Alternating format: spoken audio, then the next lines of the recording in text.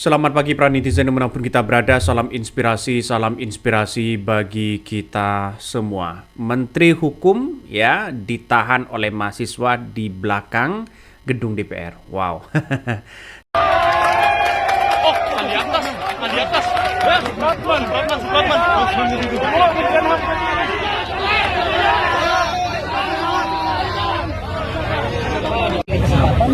Kesempatan apa realisasinya? Jaminannya apa, Pak? Ini responnya nih. Bukan saya sendiri nih. Loh, Pak, saya tuh ngomong sama Bapak karena Bapak menteri, Pak. Ya walaupun menteri, tapi kan ada keterbatasan kewenangan. Sekarang tujuan saya pasti akan sampaikan semua tuntunan kawan-kawan semua. Bapak, izin. Percaya. Ini bangsa ini sangat historis, Pak. Adanya partai banyak itu perjuangan mahasiswa yang berdarah-darah. Jadi kita multi partai.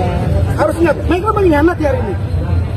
Hari ini terjadinya partai bisa bersekongkol di dalam, elit-elit di dalam itu, dan Bapak salah satunya. Lihat, 1 bulan, 3 undang-undang, hebat banget Republik ini, Pak. Dan antara BUMN semua. Apa kita harus percaya omong Bapak? Ketika dia respon kritikan kampungan, dasmu. Apa yang direspon? Itu gimana, Pak? Itu di luar Bapak ya. Ini problemnya, Pak. Problemnya adalah Saya bicara soal substansi. dulu jangan Orde Baru kita 4 partai. Saya Rusia 4 partai. Pokoknya prinsipnya, semua saya sudah dengar tuntutan kawan-kawan. Ya. Tugas saya sekarang untuk menyampaikan, dan nanti akan saya datang temui kembali untuk menyampaikan. Jaminannya, Pak. Tunggu saya ketemu dulu. Oke. Bapak nih ketemu, sore Iya, kami Pak. masih di sini nih, kami tungguin. Setelah saya ketemu, Pak, kan kita udah capek Pak ya dikasih omong kosong Pak. Kita butuh jaminan Pak. Karena kalau misalkan cuman iya kita akan sampaikan Muldoko ngomong gitu Pak di KSP nggak ada disampaikan. ngomongin HAM. Kan Iya. kalau itu kan beda-beda. Oh bukan, maksudnya gini Pak, maksud Bapak izin Bapak Supratman ya. Mungkin Bapak dan Bapak dan Pak Muldoko beda Pak, tapi sifatnya semuanya sama Pak, normatif. Pak, kami adalah mahasiswa, kami adalah golongan intelek. Kami mengacu pada apa yang sudah pernah kami alami, apa yang terjadi di publik. Nyatanya seperti itu, bukan kami menyamakan Bapak dengan Pak Muldoko, tapi nyatanya memang sama saja. Nggak beda. Apa Pak yang bedain Bapak sama Muldoko sama Pak Prabowo sama Pak substansi lagi ada Pak. Substansinya adalah sekarang kayak gini. Pokoknya sekarang tuntutannya, Oke. Tuntutan kita saya, ngerti kan? tuntutan kita adalah batalkan total. Lah, sok clean satu ya. Total. Nah, sekarang Bapak kan mau rapat di dalam. Oke. Tolong saya minta komisi satunya Bapak panggil keluar Bapak Menteri dan Bapak itu di atas parlemen Pak. Ya, nanti pokoknya nanti semua saya Terus saya sampaikan. sampaikan bahwa kalau misalkan tidak ada respon dari Kami penolakan tunggu sini sampai malam kami akan Pak. Bapak nggak akan bisa pulang Pak. Bapak nggak akan bisa pulang. Saya pastikan Pak, Bapak nggak akan bisa pulang dan Bapak bakal nginep Pak di gedung Senayan ini. Biarin aja. Guna Bapak. Kami tidak akan mati, Pak. Oke? Ya, semua. Ya. Jaminan Bapak apa? Jaminan apa, Bapak? Tadi kan Bapak nyampein nggak Nggak bisa. Berapa lama Pak? Hasilnya, apapun hasilnya saya akan datang sampaikan apa adanya. Ya. Kapan Bapak nyampein? Kapan hari ini? Kalau mereka ada di dalam semua, saya akan datang sampaikan secepatnya apa yang menjadi tuntutan kawan-kawan. Berapa lama Pak? Junior saya bisa jawab pertanyaan itu Pak. Saya belum aja ketemu sekarang minta waktunya berapa lama. Pokoknya secepatnya. Ya. Oke ya. Ntar dulu Pak. Sesudah yang sudah Pak. Ya sudah Pak. Jangan bicara. Sejam sehari konferensi pers soal bagaimana Bapak menanggapi Bapak ikut ya Pak ya konferensi pers ya Pak ya? tujuan dan Ternyata mahasiswa ya, dan tidak hanya mahasiswa begitu kan ya, banyak juga dosen, juga warga sipil begitu kan sekarang ini menggeruduk ya untuk ke DPR ya untuk minta pembatalan atau menolak undang-undang atau revisi undang-undang TNI begitu kan ya.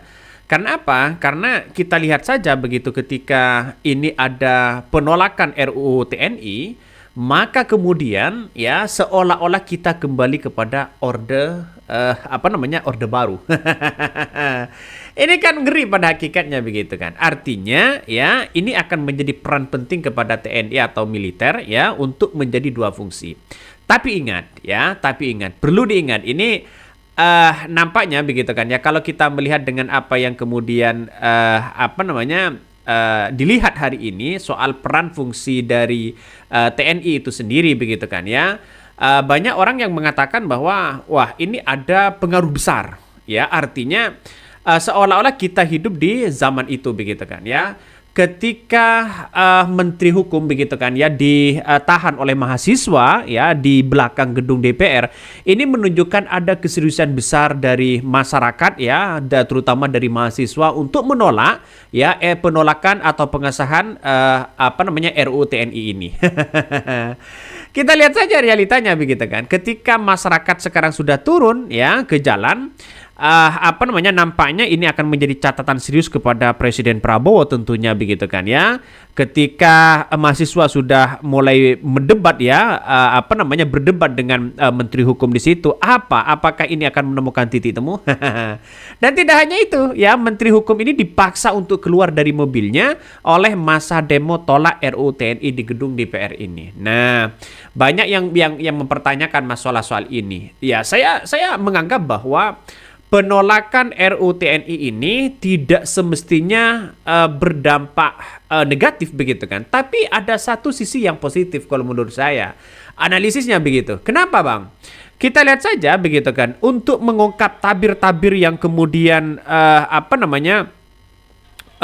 menghadapi para oligarki di situ begitu kan, mafia-mafia besar di belakang itu begitu kan, maka salah satunya harus ada peran dari TNI ini sebagai dui fungsi. Kenapa? Ya bisa saja leluasa untuk menangani hal ini. Nah, terutama dalam masalah soal mega korupsi yang ada di Indonesia saat ini. Kalau kita flashback ke belakang, ini nampaknya tanda-tandanya juga akan sama apa yang dirasakan di Orde Baru begitu kan ya. Dui fungsi dari TNI ini akan menjadi pengaruh besar terhadap bangsa kita. Nah, pengaruhnya di era reformasi ini bagaimana? Kan masih belum teruji sebenarnya. Masih belum teruji begitu. Ketika mahasiswa berdebat di situ minta pertanggungjawaban dan penolakan RUU TNI di situ, menandakan ada indikasi yang serius begitu, ya. Coba kalau kita melihat dengan revisi Undang-Undang TNI begitu kan ya, ada 4 pasal yang kemudian dirubah begitu kan ya. Salah satunya adalah pasal 3 ayat 2 soal bagaimana koordinasi TNI itu berada di bawah Kementerian Pertahanan. Nah, ini menurut saya oke lah begitu kan ya, karena ada Kementerian Pertahanan, maka setidaknya koordinasi itu harus di bawah TNI, itu harus ada di bawah Kementerian Pertahanan.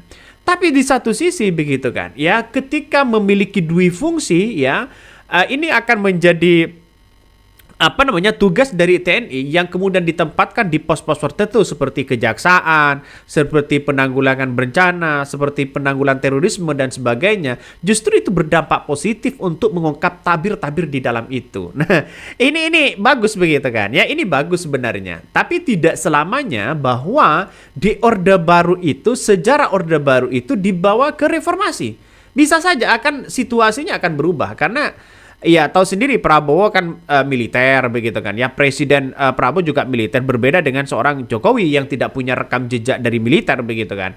Makanya tidak heran ketika saya pribadi menganggap bahwa coba kita lihat saja dulu apa peran dari ini semua begitu kan. Ketika mahasiswa menghadang Kementerian Hukum dan di situ begitu, ini menandakan juga masyarakat mempertanyakan soal itu begitu. Juga kita lihat saja pasal 7-nya ayat 2 begitu kan, juga direvisi bagaimana TNI itu diperluas tugasnya ya, di luar ranah TNI itu sendiri begitu kan ya. Karena kita lihat saja tujuannya adalah untuk melindungi para warga negara Indonesia, untuk melindungi para cyber begitu, untuk melindungi berbagai hal. Nah, itu yang kita lihat hari ini. Kalau memang TNI itu menjadi catatan sebagai dui fungsi ya, maka kemudian peran penting itu semakin banyak di situ. Ya, salah satunya kita lihat saja negara kita ya pasti aman begitu kan. Negara kita pasti aman tentunya. Yang pertama, yang kedua adalah ini sangat rentan sekali begitu kan. Orang-orang yang nanti pada akhirnya ya seperti kalau Orde Baru begitu kan ya, orang-orang yang mengkritik misalnya, orang-orang yang sini begitu ya, kebebasan berpendapat apakah bisa dibungkam atau tidak. Dan itu yang menjadi masyarakat masih dianggap buruk begitu ya. Tapi tidak semuanya buruk. Karena apa? Karena ini di era reformasi, tidak mungkin akan kembali ke flashback ke era Orde Baru begitu kan ya.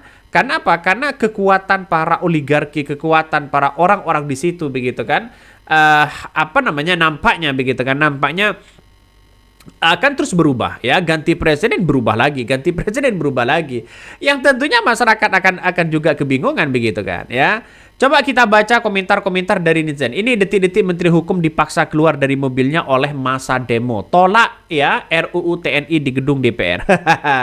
Ini sudah mulai hari ini begitu tanggal 20 sudah mulai ada ada unjuk rasa begitu kan ya, atau demo begitu kan, untuk bagaimana menolak RUU revisi TNI ini. Tapi dengan adanya seperti ini begitu kan ya, dengan adanya seperti ini kan sudah ada kesepakatan di beberapa fraksi ternyata ya. Di DPR sudah banyak yang sepakat masalah revisi undang-undang TNI ini. Tidak mungkin di situ begitu. Kenapa tidak mungkin dibatalkan? Kenapa? Karena ini adalah merupakan wakil rakyat yang kemudian kalau mau tolak sana sini begitu kan ya, pada akhirnya orang-orang akan menganggap bahwa warga sipil, terus kemudian hak-hak mereka begitu kan ya, seolah-olah ada nuansa-nuansa yang kemudian tidak diberikan leluasa lagi di situ begitu. Semuanya akan dikendalikan para TNI ya. Dengan adanya ini ya, Prabowo cukup membuktikan begitu di era hari ini apakah hukum itu tetap diperluas atau bagaimana, atau sekedar hanya omon-omon aja. Itu banyak ya yang kemudian kita lihat hari ini. Ini Menteri Hukum ditahan ya, mahasiswa di belakang gedung DPR ya. Ini banyak sekali komentar-komentar dari netizen ya. Bahkan tidak heran ketika ini ya seluruh fraksi dari Komisi 1 DPR sepakat bahwa RUU TNI itu ya ke paripurna untuk disahkan. Nah, sudah disahkan sebenarnya. Mau tidak mau ini harus disahkan bagi mereka begitu. Sedangkan masyarakat sipil, mahasiswa dan sebagainya itu begitu kan ya, tidak mau terulang pada sejarah itu. Nah, kenapa sejarah itu sangat terulang ya? Karena di Orde Baru pada waktu itu begitu kan. Sehingga di era reformasi ya, saya masih agak pesimis sebenarnya, walaupun sudah misalnya mau disahkan undang-undang RUU TNI ini begitu kan ya. Tapi takut ada kong kali kong besar, ya, takut ada kong kali kong besar. Soalnya apa? Ketika ada revisi pasal 7 ayat 2 begitu kan, bagaimana tugas dari TNI itu diberikan leluasa, termasuk ya pasal 47 ya, kalau nggak salah pasal 47 ya, ada 5 lembaga yang kemudian bisa ditempati oleh para TNI ini, termasuk kejaksaan ya, penanggulangan terorisme, penanggulangan bencana dan sebagainya begitu kan. Oke, tidak ada masalah di situ. Tapi perlu diingat, kejaksaan itu di era reformasi hari ini belum mengungkap tabir-tabir mafia-mafia yang kemudian muncul hari ini yang sangat meresahkan. Salah satunya adalah misalnya korupsi migas begitu kan ya, korupsi di Pertamina, oplos sana sini, itu masih belum terungkap begitu kan ya. Jadi saya kira kalau ada peran di dalamnya dikendalikan oleh presiden ya, bukan tidak mungkin di situ akan menjadi satu pintu TNI ini untuk bisa menegakkan keadilan di negara kita. Nah, saya masih pesimis begitu kan, makanya saya tidak mengolas masalah RUU ini begitu kan. Nampaknya di era hari ini yang paling efektif begitu, yang paling dipercaya nampaknya adalah dari instansi TNI begitu, dari militer ini. Saya masih melihat dengan situasi dan kondisi di mana orang-orang akan lebih percaya siapa nantinya begitu. Kita tunggu saja begitu kan ya. Kalau semuanya bisa terungkap ya, silahkan, tidak ada masalah untuk disahkan undang-undang RUU TNI ini begitu kan. Tapi kalau ya hanya itu aja, gimana? Agak ngeri pada akhirnya. Ini kan bagian dari tentunya begitu kan, dari presiden-presiden sebelumnya begitu kan ya, yang kemudian nanti suatu saat nanti begitu kan ya, peran-peran di situ seolah-olah dibatasi begitu. Dalam artian bahwa di era reformasi memang semuanya itu harus berpaduan pada sipil ya, bukan militer. Nah, di era hari ini semuanya nampaknya harus berada di instansi yang potensinya sangat luar biasa. Takut ini yang menjadi disalahgunakan begitu kan ya, seperti Orde Baru. Kira-kira seperti itulah. Oke, mungkin itu yang kami sampaikan ya. Tonton terus channel Hodari Podcast Rakyat ini, jangan lupa di-subscribe.